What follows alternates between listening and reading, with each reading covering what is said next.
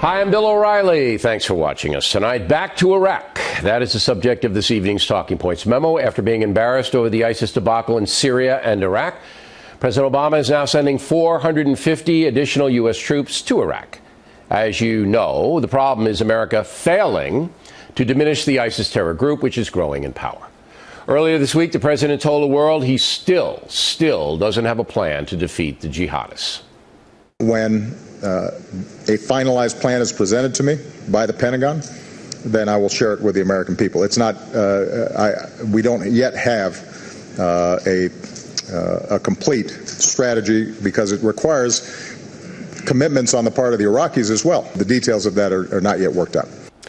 Now, after that statement, the Factor and some other media outlets roundly criticized the president. Also, some members of Congress extremely troubled, including the powerful Dianne Feinstein, a Democrat from California in the Senate.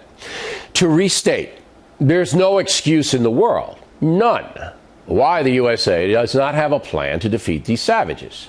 But the hard truth is, despite ISIS expanding into at least 5 countries, President Obama has dithered and failed to lead the world against these mass murderers. It's estimated that ISIS and other jihadist groups have executed more than 10,000 human beings, many of them beheaded or burned alive. As Talking Points has stated before, this is Nazi stuff. There's no difference in mentality between the ISIS group and the Third Reich. They both believe they're entitled to slaughter human beings at will. In the 1930s, the world did not stop Hitler and his mad regime.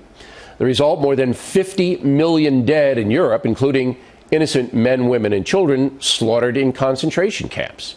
The Holocaust, as it's known, was perhaps the worst atrocity in mankind's history. So I have a question for you. Do you think ISIS would perpetuate another Holocaust if it could? Of course they would. These savages don't have any remorse and would kill anybody that doesn't believe the way they do. President Obama right now is practicing CYA.